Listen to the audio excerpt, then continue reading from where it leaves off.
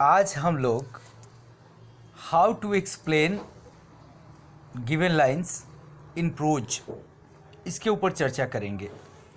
जैसा कि आपको पता है, बिहार बोर्ड में 4 नंबर का एक्सप्लेनेशन करने के लिए प्रोज से और इतने ही नंबर का एक्सप्लेनेशन लिखने के लिए पोइट्री से आता है। तो ऐसे में बहुत सारे बच्चों को ये पता नहीं रहता कि हम कैसे एक्सप्लेनेशन लिखें। तो आइए आज प्रोज के एक बहुत ही इम्पॉर्टेंट एक्सप्लेनेशन के साथ मैं आपके बीच उपस्थित हूँ, जिससे आपको ये तरीका मालूम चलेगा कि हम कैसे एक्सप्लेन करते हैं। दिया हुआ लाइन्स है, and as we walk we make the place that we shall always march ahead. Students, अगर आपने ठीक से पढ़ाई की है तो लाइन देखते ही आपको पता चल जाएगा कि ये आई हैव अ ड्रीम की लाइन है। तो जैसे ही पता चलेगा, एक्सप्लेनेशन में ध्यान रखने वाली बात है कि सबसे पहले हम ये लिखते हैं कि दी हुई लाइन जो है या उद्धरण है वो कहाँ से लिया गया है और उसे किसने लिखा है। Then first of all we write that thing. तो हम लिखेंगे first of all, this excerpt has been taken from the famous speech I have a dream that was delivered by one of the famous orators of the world, Martin Luther king junior. यहाँ पर आप सोच रहे होंगे कि हमने written शब्द का इस्तेमाल क्यों नहीं किया, क्योंकि ये जो पार्ट है वो बेसिकली एक स्पीच है। तो यहाँ पर हमें ये बताना होगा कि यहाँ भाषण दिया गया था और जिनके द्वारा दिया गया था उनका नाम भी हमने आपको बताया कि किस तरीके से मेंशन करना है। तो यहाँ तक का मतलब ये हुआ इन हिंदी कि ये जो उदाहरण है ये बहुत ही प्रसिद्ध speech I have a dream से लिया गया है, जिसे दुनिया के जाने माने ओरेटर्स या प्रसिद्ध ओरेटर्स में से एक मार्टिन लूथर किंग जूनियर ने दिया था। Here we see that he motivates the Negroes and guides them to achieve their genuine rights।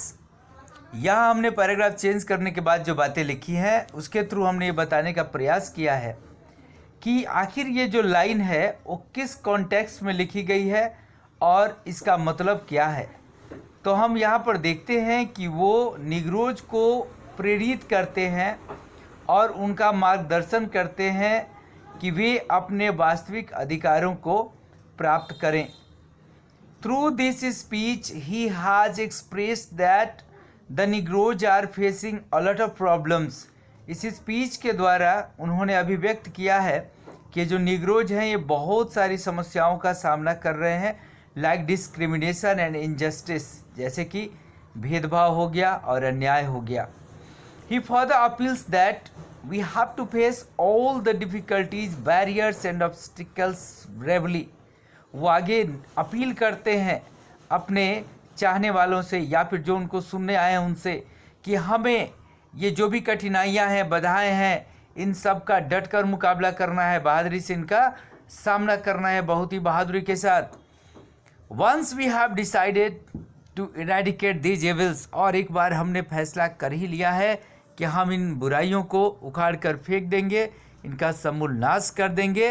Then we have to take place, तब हमें शपथ लेना है दैट कि we have to go forward, हमें आगे जाना है टू अचीव दिस गोल, इस लक्ष्य को प्राप्त करने के लिए। And we cannot look back at any cost, और किसी भी कीमत पर हम पीछे मुड़कर नहीं देख सकते हैं। जब इस प्रकार से हम लिखते हैं तो ये 2 लाइन में यहाँ पर, और सेंटेंस की बात करें तो ये एक सिंगल सेंटेंस है, लेकिन इसको हमने इस तरीके से लिखा। इसका वजह यह है कि आपसे एक्सप्लेनेशन पूछा जाता है उस लाइन की व्याख्या कि आखिर वो लाइन किस कॉन्टेक्स्ट में कही गई, उसका मीनिंग क्या है। तो जब इस तरीके से आप एक्सप्लेन करेंगे तो आपको एग्जामिनर मैक्सिमम मार्क्स दे सकेंगे। तो उम्मीद करता हूं बच्चों कि आपको इस वीडियो लेक्चर से प्रोज के लाइंस अगर जो भी आपको एग्जाम्स में आपको करने को मिले तो उसे एक्सप्लेन करने में काफ़ी सहायता मिलेगी। अगर ये वीडियो पसंद आया हो तो इसे आप शेयर करें, लाइक करें, कमेंट करें, और चैनल पर अगर पहली बार आए हैं तो चैनल को सब्सक्राइब करना न भूलें। धन्यवाद।